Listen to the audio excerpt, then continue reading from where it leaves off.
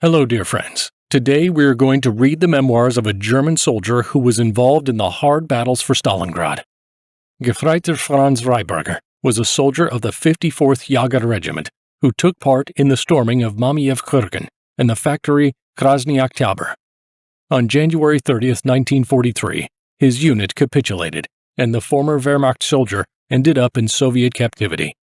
After suffering physical agony and mental torture, Frantz returned to his homeland 5 years after he had left it.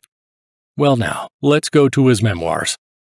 On March 23, 1942, we were loaded into an echelon in Vels, which after a week came to the town of Dobropoli in Donbass, where the 100th Jäger Division was being organized. I was trained there for 2 weeks to be a liaison man. The first challenge was the attack near Kharkov. On May 17, 1942, our attack began, which the Russian artillery responded with fire.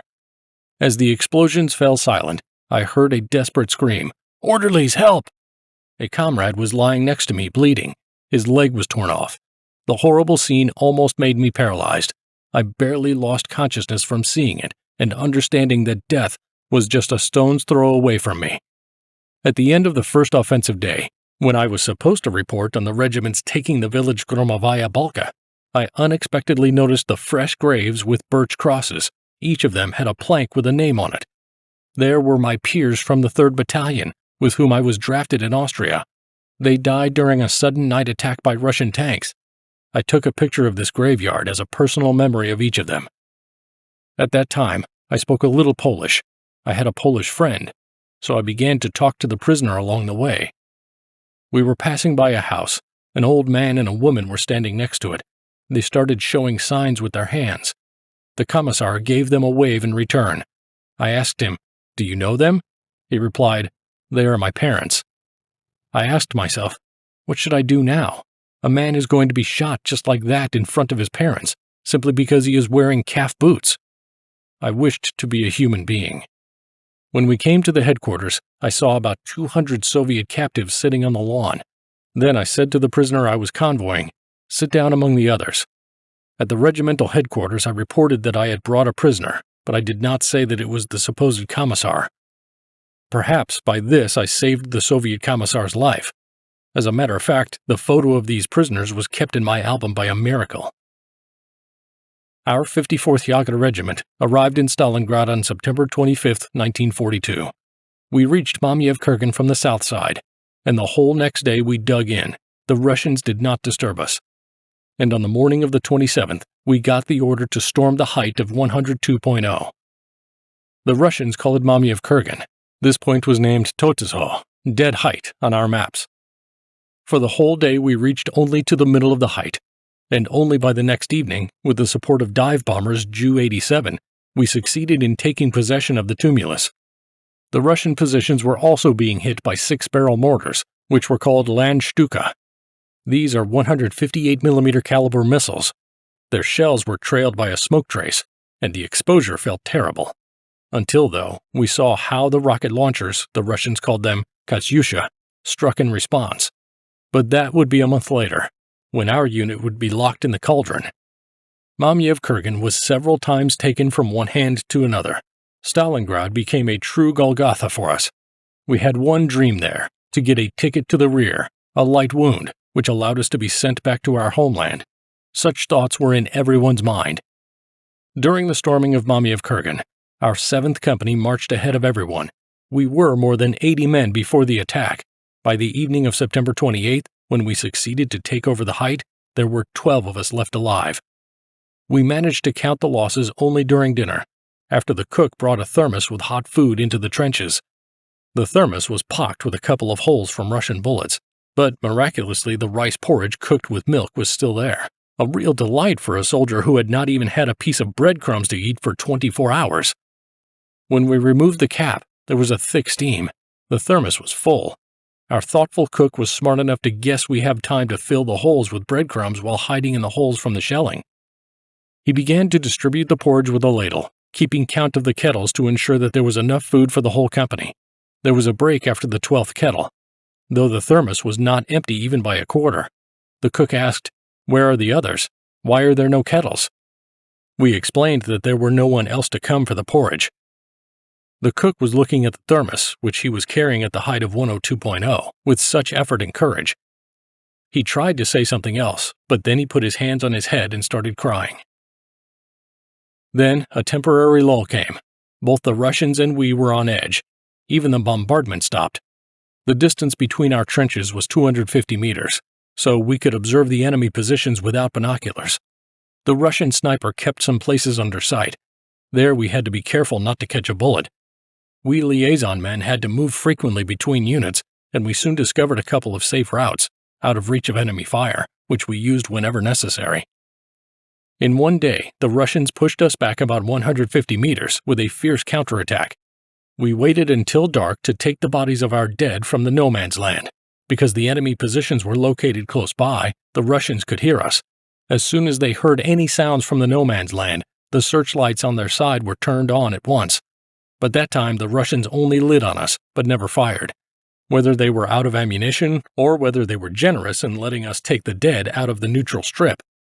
I certainly have no memory of when we turned our positions over to the 27th Infantry Regiment. We were moved to a small wood to the west of Stalingrad, which we called among the men Blumentopfchen, flower pot. We had a bath after all, but almost at once a newly replenishment arrived, and we were moved to the north, to the area of the factory Krasny Oktyabr, where there was already fierce fighting. There was almost every day a new attack on the Russian positions. We had no time to shave, bathe, or change clothes. The Russians fought desperately for each rock, as if they were grown into the ground, and our companies were getting thin before our eyes. The command decided to send all the liaison men, including me, out to the front line. We established a schedule between us so that we could fight in turns. We would spend 2 days on the front line and 2 days resting in the rear, in the flower pot. There we shaved, bathed, warmed up, then we went back into battle. Still, I was sometimes assigned to carry packages with the orders to the front line like I did before. It went on until I literally fell off my feet. My right leg was numb and no longer bent. This happened on November 10, 1942. The next day, with a vehicle that transported empty food containers to the rear, I went to the dressing station, where I was examined by a junior doctor, Dr. Ellinger. He practically saved my life. A rash had protruded all over my body. My shins were covered with inflammation, blisters. The skin was bursting open to reveal bloody wounds. The doctor suggested that we should go to the hospital before the sepsis started. We had to go to the hospital by train. In order to board the train, it was necessary to return to the area of Kalach, where there was a German standard railway track. I was delighted that I finally got the long-expected ticket to the rear. I began to pack, but my older comrade, whose opinion was very important to me, said, "Franz, you do as you please, but I wouldn't advise you to go to the hospital. Firstly, it's Christmas soon. There will be parcels of gifts and food coming, and we'll have to eat your parcel without you. Secondly, after hospitalization, you probably will not return to us. You will be sent to another unit." I visited Dr. Ellinger again and said that I would not leave and would be treated in my regiment. The doctor was astonished, but did not insist. He prescribed me an absolute bed rest right at the front line. I was supposed to lie in bed and regularly take my medicine. I was accommodated in a surviving Russian house, the owner of which was a 73-year-old woman. Her granddaughter, who was just 9 years old, lived with her. I called this woman Mutarjin, mother, at the Russian language. I behaved like an older brother towards her granddaughter. When the little girl saw me getting out of bed and putting on my pants to use the toilet outside, she would run out into the yard, make some snowballs, and throw them at me. At home, we often had pillow fights. During these moments, I felt like there was no war at all. But it lasted only a short time. In a week, the Russians surrounded our army. We were trapped in the famous Stalingrad cauldron. We noticed at once how the food ration had changed significantly. We started getting much less bread. Our unit was still in a good condition. Since the main draft force in our regiment were not vehicles but horses, there were still a lot of them. The horses were gradually being slaughtered by the Jägers for meat. Eventually, all of them were eaten. Then we ran out of wood, because we had nothing to carry it to the trenches. On January 15, 1943, our clerk, who kept a journal of combat operations, found that there was no wood to heat the furnace, even in the headquarters. He came to the hut where I was being treated, lifted me out of bed and gave me an order to urgently find a horse and sledge and go for wood. Of course, I had to chop it out somewhere as well. I said to him I was sick and could not execute this order. As the clerk was a Feldwebel and I was only a Gefreiter, he decided to punish me with his power. He ordered me to join a penal company at the front line. Paul, my friend, recommended me to go to the Feldwebel and apologize. But I said that I would better be a punished soldier than an orderly of a Feldwebel who pissed his pants from fear. I packed my things, said goodbye to the old woman and her granddaughter, and headed for Krasny Oktyabr again. On January 26th, a strong snowstorm raged. On that day, the Russians attacked us with tanks. The snowstorm was so bad that you could not see anything in 2 steps. We dug into snowdrifts. The Russian tank crews did not notice us as the tanks passed us by, but we lost our field kitchen during this attack and remained without any hot food. 2 days later, we heard a rumbling noise at night. It was our Ju-52s, Luftwaffe transport planes. We saw nothing in the dark, and during a heavy snowfall. But nearby, there was a sound of a thud on the ground. There was a black spot in the snow. It was a container with canned food. I took out 7 half-kilogram cans of stew and stashed them in the ruins. It was not long before the end of the battle. We had no more companies, battalions, only isolated groups of badly exhausted, frostbitten, and starving soldiers. The enemy was forcing us back towards the station. We got the order to take the defense in some house ruins. Normally, a unit has neighboring units to the left and right to interact with, but we had no more neighbors on our left or right. At about 11 a.m. on January 30th, we noticed that the Russians were getting ready to attack. The Russians' mortars began to howl. To the right, I saw the German soldiers, 200 or 300, perhaps more. They raised a white flag on a big stick and moved towards the Russians. But I did not join them. I still had another 5 or 6 cans of stew, and I made up my mind. I was not going to give up until I had eaten all of it. My comrade Hintermüller from Linz also decided to stay with me. I knew all the rough terrain surrounding me very well and remembered that there was a small gully about 100 meters away. We ran there. I was running in zigzags. I dropped my glove, but I never stopped to pick it up. I realized that if I stopped, I would be killed. Finally, I fell into the gully. Hintermüller fell down next to me. I told him that I think the war is over for us. Having rested, we started to make our way towards the station. On our way in a large gully, we found a shelter that someone had set up. There was a fireplace and wood. The owner showed up soon, a Feldwebel of a mechanized regiment, which was engaged in the fight in the center of Stalingrad. He said, "I am here on my own. You can remain with me." Then we organized our last dinner. We lit the fire, heated some stew, and ate. I had some coffee beans. I used an axe to grind them up. We had a cup of coffee, too, and fell asleep in peace. And in the early morning, I pulled open the canvas that covered the entrance to our cave. There were about 20 Russian tanks standing a few meters away from us. I had a machine gun, but I threw it away. I have no need for guns anymore. Nobody fired on us. The Russian tanks just stood there. There was total silence. The Feldwebel said he should go to his unit. Before the eyes of the Soviet tankers, he climbed up. Nobody fired on him. It was astonishing. No one even gave us any attention at all. About 11 o'clock, the Feldwebel came back and said that the last dinner would be distributed in his unit right now. He took 3 kettles and left again. Not far away, there was a truck, and behind it, a German field kitchen. A cook was ready to hand out the food. All of this was going on at a distance of 20 meters from the Russian tanks. I saw a lot of German soldiers gathering near the kitchen and realized that nothing would be given to us if we delayed. I went there too. I filled the kettles and returned safely to Hintermüller. That was the last dinner from the Wehrmacht. Then the Feldwebel from the mechanized regiment returned and said that he was the driver of the company commander's jeep, and he wanted some advice. How to quickly destroy the vehicle.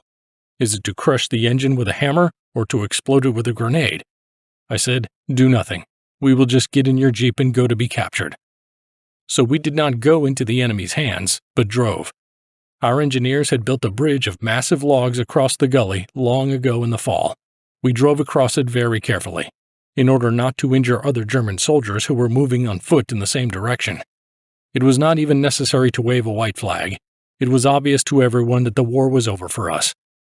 At the other edge of the gully, the Red Army soldiers were waiting for us. A young Russian officer simply told us, "Stop." He was tall and got into the jeep by simply climbing over the side. He drove with us, ordering our driver, "Hurry up." As we reached a road fork, the Russian officer ordered, "Jump out. You have to go in the other direction now." And he drove with our driver onward, and we were at the head of a convoy of prisoners. Because we were almost the last ones to surrender, all the prison camps around Beketovka were already full. They sent us further to the Russian rear. We spent 6 days and nights under the open sky. The column moved during the day and stopped for the night in the evening. We slept right on the road, putting our knapsacks under our heads and covering ourselves with blankets. It is written in many books that the temperature in those days near Stalingrad reached minus 40 degrees Celsius. It is not true. It was almost about minus 25. But that was enough to get cold. Many of those who marched next to me never made it even to their first prison camp. They died of the cold and hunger. The Russians were not ready for such a huge number of prisoners. We were fed only once in 6 days of marching. They gave us a couple of breadcrumbs. My comrade Hintermuller, just like me, was suffering from exhaustion. Once he said to me at one night's lodging, "I won't stand up tomorrow. I can't bear it any longer." I replied, "We'll go ahead in the morning. If you fall down on the road, they'll shoot you." I always had a strong urge to live. On the road, I picked up anything that could burn. I found a piece of cord, wrapped some wood chips with it, and dragged them with me. In the evening, when there was a halt for the night, I would make a fire and heat some water in a kettle, melting the snow. Once at night, Hintermuller went off the road to go to the toilet and never came back. I didn't see him again on the march, but I continued to struggle for my life. I picked up the blankets of the dead. I had 3 of them soon. One day, I dug a snow hole, laid one blanket under me, and covered myself with 2 blankets, and I slept until noon the next day. Nobody bothered my sleep. When I woke up, I realized that I was not alone under the blankets. There was a Croatian soldier next to me. No one else was around. Our column had left. The fear immediately arose. If the Russian soldiers would find me, they would consider me an escaped prisoner and kill me on the spot.